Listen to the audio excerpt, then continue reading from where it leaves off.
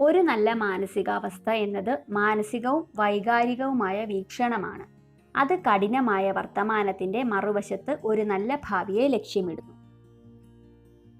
നമ്മൾ എന്താണോ അതിന്റെ ഉത്തരവാദിത്തം നമുക്കാണ്. നമ്മൾ ആഗ്രഹിക്കുന്നതെന്തും സ്വയം നിർമ്മിക്കാനുള്ള ശക്തി നമുക്കുണ്ട്.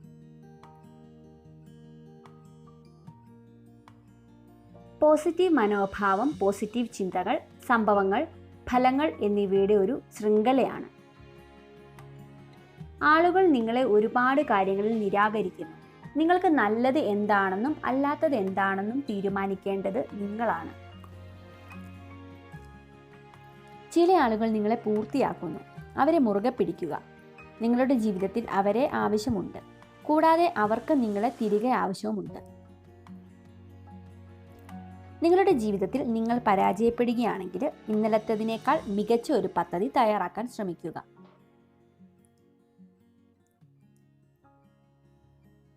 നിങ്ങൾ മറ്റുള്ളവരെ ആശ്രയിക്കുമ്പോൾ നിങ്ങൾക്ക് സ്വന്തമായി ഒരു ജീവിതം നയിക്കാൻ കഴിയില്ല.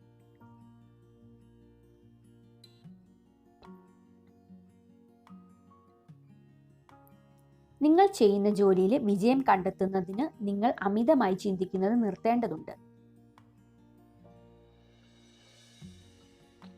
നിങ്ങൾക്ക് ആളുകളെ പ്രചോദിപ്പിക്കാൻ കഴിയുന്നില്ലെങ്കിൽ കുറഞ്ഞത് അവരെ തരം താഴ്ത്തരുത്. പ്രചോദനം ഉള്ളപ്പോൾ നഷ്ടപ്പെടുന്നത് നാണക്കേടായി കണക്കാക്കില്ല.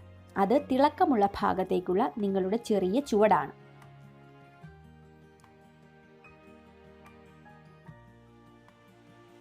നിങ്ങളിൽ സങ്കടവും ഏകാന്തതയും വളരുമ്പോൾ നിങ്ങളുടെ ബലഹീനതകൾ നിങ്ങൾ മനസ്സിലാക്കുന്നു. എല്ലാവർക്കും കൈകാര്യം ചെയ്യാൻ കഴിയാത്ത ഒന്നാണ് വിമർശനം.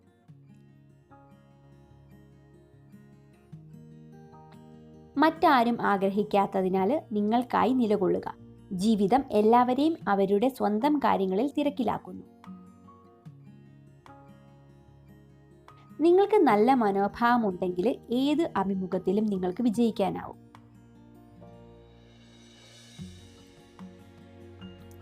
തങ്ങൾ ശരിയാണെന്ന് തെളിയിക്കുന്നതിന് മുൻപ് ലോകത്തിലെ എല്ലാ പ്രതിഭകൾക്കും ബുദ്ധിമുട്ടുകൾ നേരിടേണ്ടി വന്നു. ആരെങ്കിലും നിങ്ങളെ നിരസിച്ചാൽ മോശം തോന്നേണ്ട ആവശ്യമില്ല. കാരണം ആളുകൾക്ക് താങ്ങാനാവാത്തത് കൊണ്ടാണ് വിലയേറിയ വസ്തുക്കൾ അവർ നിരസിക്കുന്നത്. വേഗത്തിൽ നടക്കുന്ന ആളുകൾ പൊതുവെ പതിയെ നടക്കുന്നവരെക്കാൾ സന്തോഷവാന്മാരും കഠിനാധ്വാനികളുമാണെന്ന് പഠനങ്ങൾ പറയുന്നു. വീഡിയോ കണ്ടതിന് നന്ദി. ഇതുപോലുള്ള വീഡിയോസ് ഇഷ്ടപ്പെടുന്നവർ ചാനൽ സബ്സ്ക്രൈബ് ചെയ്യുക.